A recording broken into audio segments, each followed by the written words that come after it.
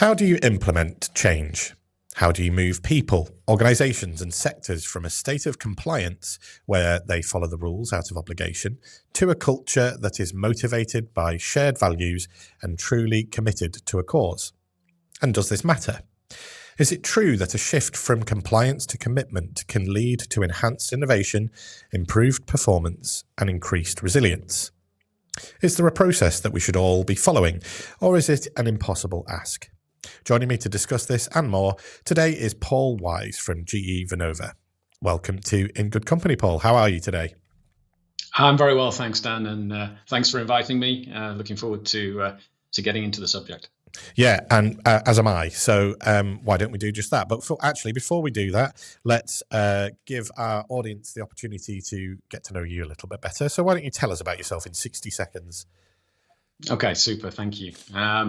So as you say, I work for GE Vernova, and I've been in and around the aviation and energy businesses most of my career. Yep. I've had the pleasure and the opportunity to live and work in many different European countries and also hold global responsibilities in operations and manufacturing, looking after production units and factories. And probably the last 15 years of my career have been in the services business, looking at servicing customer assets and keeping things up and running, particularly in the energy space. I live in Switzerland, and when I'm not working, I spend most of my time with my wife and our dog, which we rescued from Hungary a few years back, and right. Takes a lot of training, and there's a lot of change involved there as well. Yeah, isn't there just?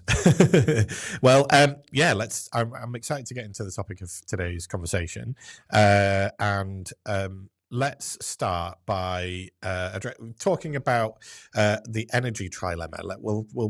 I know that you've been doing some work around this. So you've worked in around some of the most regulated sectors, as you've mentioned, for most of your career, and traditional industries that I can imagine are not that easy. Not the easiest of environments to implement change. You mentioned you're in the energy sector now, and so this energy trilemma that I know you've been doing some work around. First of all, what is it, and why frameworks like this are helpful for making the case for change? So I think a lot of people hear about the energy transition that we're going through at the moment, and have been for a number of years. But at the heart of that, there is this element of the trilemma, and really that exists between three main components. The first one being energy security. Mm-hmm. So it's about making sure that the supplies of energy are reliable, that they're uninterrupted, that they're stable, and minimizing the impact of external factors, to really make sure that there's energy security for populations, for countries, for governments, authorities, etc., and communities at a whole. The second element is really around energy equity. It's around making sure that people have access to affordable, reliable, and stable power. And that needs to be for all. I mean, 10% of the world's population is still without access to power today. That's some 770 million people that don't have access to power. And it's about how do we continue to build out the infrastructure to meet the demands of the communities and the world at large, but do it in a fair and properly priced way. Mm. The third element of that is around sustainability and environmental sustainability. How do we minimize the environmental impact, not only of energy production, but also in terms of consumption, and driving efficiency in how we use energy, and looking at that in terms of how do we mitigate the impact on the environment. Now, the challenge here and the case for change and innovation in this space is really about how do we bring strategies and technologies that allow us to improve in one or more of those elements without significantly negatively impacting the others, and hence the trilemma. Yeah, that's a really interesting way of describing it, and thank you, because when I first heard the term, I wasn't really sure what it all meant. So that helps me enormously, and it's and particularly now, I think there's a strong global focus on this, and I think that's felt not only in people's personal lives and homes and things like that, but also on organizations as well. And so there are big demands on organizations and sectors to transform.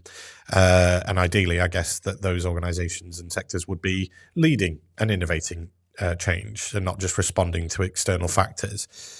So in order to implement a change process, where does it start? Does it start with the compliance, or should you start with and move to commitment, or should you start with commitment? What's the best way to get a change process started? I think the first step I would say, and where I often try to help our teams, is that it really starts with the strategy. It starts with the strategy of where you want to take things, and then understanding that with that strategic direction, what change does that need? And what change does that need in our organizations? What change does that need in terms of our markets, our customers, how we interact, our people at large? And then looking at how we want to try and bring and implement that change. And I think, the difference you make between compliance and commitment is, people will follow the rules. And you can force a change, but it's not sustainable and it's not as powerful as if you can drive commitment. And we see this all over the place. We see this both in personal lives as well as in our working lives. So often, if you think about people who have tried to make a change personally, so either they've tried to give up smoking or they've tried to lose weight and etc. Often it's not the first time they've tried when they finally do manage to achieve that change. And if you look into that a little bit, what tends to be is that, if I take the smoking example, when people have tried to give up smoking previously and not been able to do so, they've been trying to comply. They've been trying to comply to a social norm because they know it's perhaps not very healthy. The price of cigarettes is going up, etc. But they've not actually been able to make the change. And you compare and contrast that with the time when they were able to make that change and did manage to give up smoking. And typically there's something in the environment around them that has changed. It's either a loved one or a new partner, or a health scare or something like that. Birth of a child is often something in the environment that changes the level of commitment beyond compliance. And that's when people can actually bring the power of that change to their own lives. And it's no different in organizations. So rather than striving to try and put a change in place and force a change in an organization, which you then typically have to put a policing mechanism around in order to make sure it sticks, if you put all of that effort and time and energy into creating an environment that allows your organizations to commit to the change that you want to try and bring, then the sustainability and the power of that change is on a completely different level in my experience. Can you give a sort of an example of throughout your career where maybe there's been a particular project that's worked well on that, using that example? Yeah, I think it's about understanding the needs of people as well. So if I think of an example where we brought in a relatively new computer system, an ERP system that we introduced to the organization, and we were really changing dramatically the way in which the business would be running. The processes needed to change. The way in which we were using the systems and tools within the organization needed to change significantly. And to start with, we met some normal and natural resistance from people who had been working with the old systems for 20 plus years and had helped design those systems, and were very worried, concerned, and suspicious about the future and the new way of working. And I think identifying that early, understanding that those people had an extreme amount of value to bring to the future processes, because we needed to redesign them and we needed to configure the systems to be able to work. So we brought those people into the project very early on. We got them as subject matter experts. We made them into super users for the new system. They helped actually design and shape the new system and how it would work. And through that process, actually managed to overcome some of the pitfalls of the previous system that they'd never been able to solve because that software just couldn't do it. And we're actually able to design solutions that they thought about many years before but weren't able to implement. And that's where we flipped over into that commitment piece, because they got very excited, very bought into to the opportunity going forward. And that negated all of the concern and the threat that they had. And we actually had a really solid and good deployment in that facility, which we then used those individuals to help us in 2 or 3 other facilities where we then extended the project to those other places.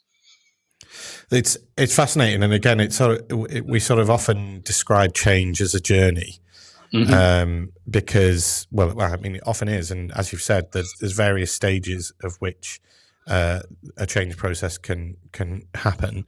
And here at Impact, we often say that you can't change organizations without changing people. And there was quite a nice description there of what your people went through in that time. I guess when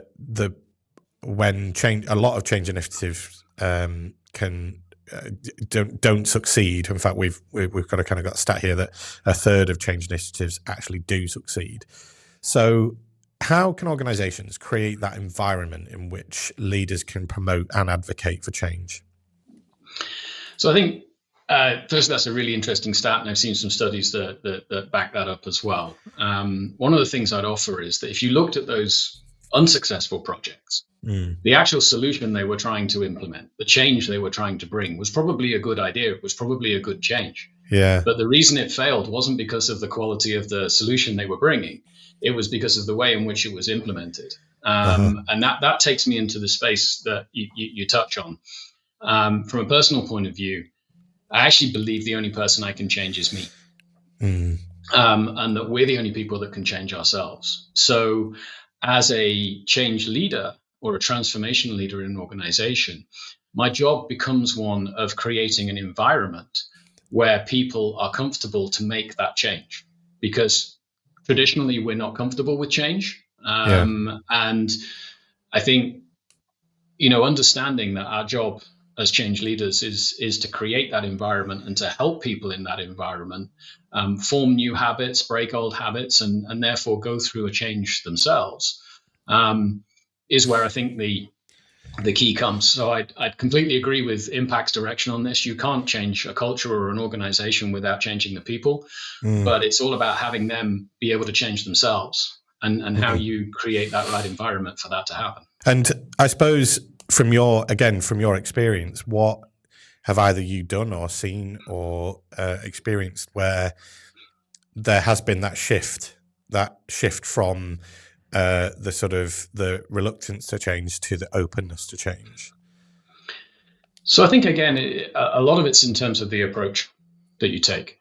When you look at a lot of communication that's based in the engagement as you start to talk to people about change, traditionally, a lot of people launch into the initial communications being about what is going to change. Yeah. And they focus very much on the solution and the change that they're trying to implement. And the first thing that's going through people's head is, why are we changing? And how is this going to impact me? Yeah.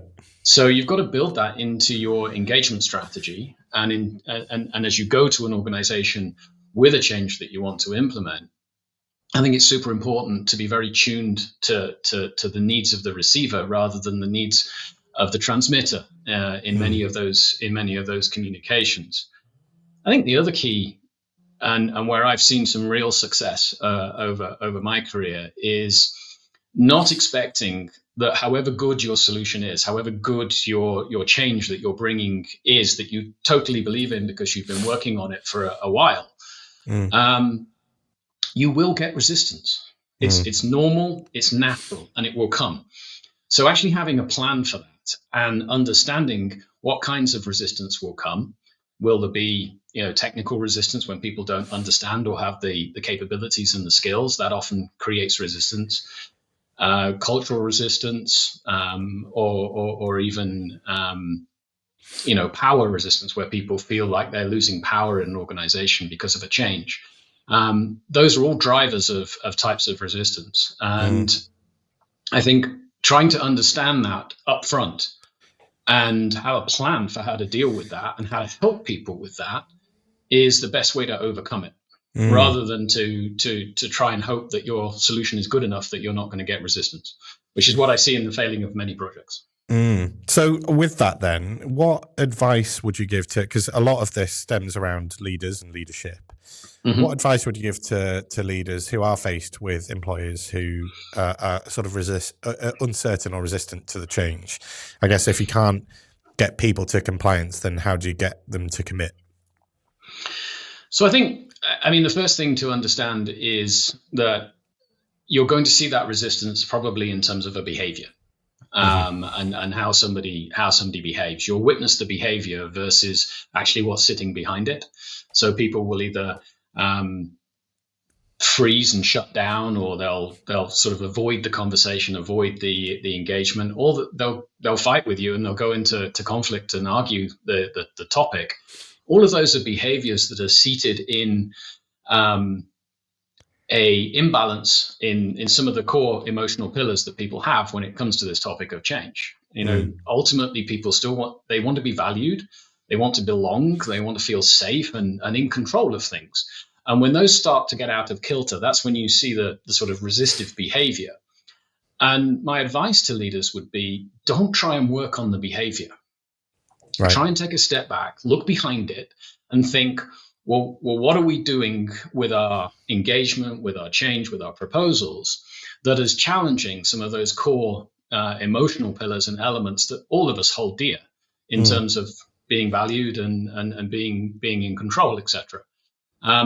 Working there is actually, to restore that, is actually far more easy and powerful than it is confronting the behavior. It's interesting, as you've been speaking there, there's I would say some soft skills that come into play, things like empathy, and curiosity. And there's certain, because as you've said, we're all human. We all have a certain approach or resistance to change. And I think that when you know that with that resistance, you kind of, like, from my perspective, though, as a leader, if it was me in that situation, I'd want to kind of be on board with the people around me and kind of there's some reassurance there. And I think that by hearing their point of view and making sure and listening as well, another soft skill, and hearing what's going on within the team to kind of really then move forward so that it gains that trust.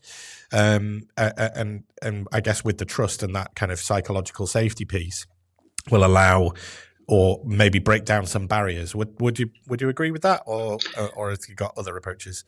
No, absolutely. I think that approach is the right direction. The last thing people want in times of change is to be sold to. Yeah. So, engaging with people, facilitating understanding. A lot of the approach that I try to take in these circumstances is to seek first to understand before being understood, which is about really listening to people's perspectives, because sometimes they're right. Sometimes they come up with stuff that you just haven't thought of. And if you can start to take that on board and build that in, that also generates a very more proactive and positive environment for change. And I think that's some influence and engagement techniques that come in there that are really at the core of this. And it has a knock-on effect, doesn't it? Because change is a constant, or it can be a constant, that and I suppose once you've gone through a change process and it's gone well, then you're going to be more susceptible to embracing a change process again, I would think. So it's fascinating. The relationship that can have. Absolutely. And, I think you're right. In our modern world, change is a constant around us. And, we get lots of different inputs and people use different elements to form their opinion on changes.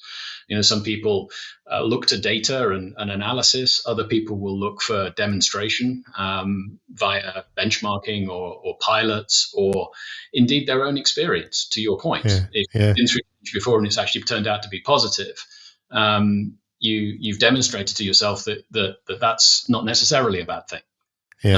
And that all helps in terms of bringing people along and helping them get to the point where they're comfortable changing themselves in the direction that you're trying to drive.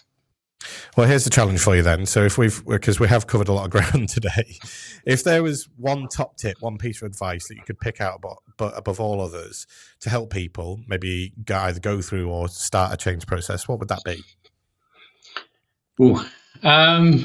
I think it's a tough one, isn't it? I mean, there's a ton of stuff to unpack in this space, but I'll answer it in two ways.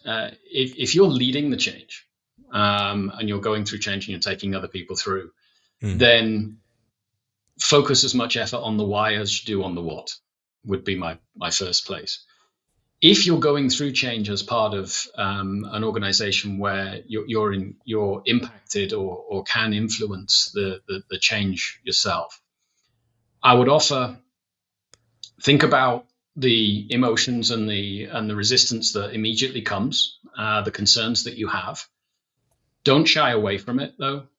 Engage. Try to engage with the team and the leaders of the change. Offer your perspective, and try to really engage with understanding the elements that can benefit you and your colleagues with regard to this change, and maybe give some input that hasn't been understood to make a better outcome for everybody.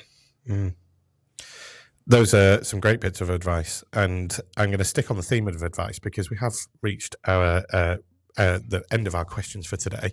So thank you ever so much for giving us the time. Before I let you go, though, again, as I say, sticking on that advice topic, what would be, if you were to look back at your career and you were to have the opportunity to speak to your younger self, what would be the piece of advice you would give your younger self? Ooh, that's a good one. So I think, Dan, what I'd say is I'd tell myself to focus my energy, my effort, and my time on working to make my team and my colleagues around me successful, because I've learned that that's so much more powerful and rewarding than a solo effort. Now, it takes personal effort, but you're not alone in these things, and it can be so much more beneficial and rewarding to have that collective effort. It's really interesting, and because I absolutely agree with what you're saying. And do you live by that same advice now, do you think? I try to, absolutely, yes. Yeah. I like that sort of follow-up question, because I think it really, because we've all been the same. Like I've listened to so many of these now where we've asked that question so many times, and every time it comes up with it, oh yeah, that is good. And that is like, I then kind of go, well, what would I sort of reflect back and go, what would I ask myself? And actually, there's too many to choose from, because every bit of advice that I get from all of our guests, it's like comes up with a new thing. Well, that's been absolutely brilliant, Paul. Thank you ever so much for sharing your insights and your expertise. It's been fascinating. Super. Thank thank you for the opportunity again, Dan. It's been a pleasure to spend some time with you on a topic that I love. That radiates. So that you can definitely tell that. So thank you ever so much once again. Super. Thanks very much.